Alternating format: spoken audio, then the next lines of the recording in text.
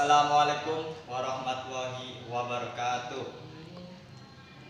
Nami kula Ahmad Fauzan saking kelas 11 MM1 Sekolah SMK Negeri 1 Tukuturi.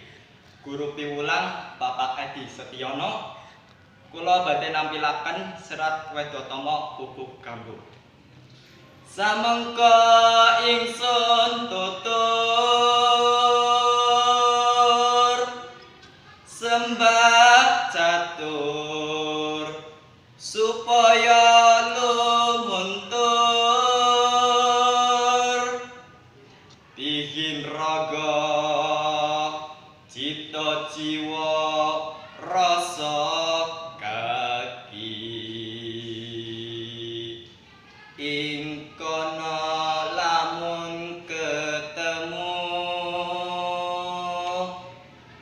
tondo nugrahaning manon. Sekian, wassalamualaikum warahmatullahi wabarakatuh.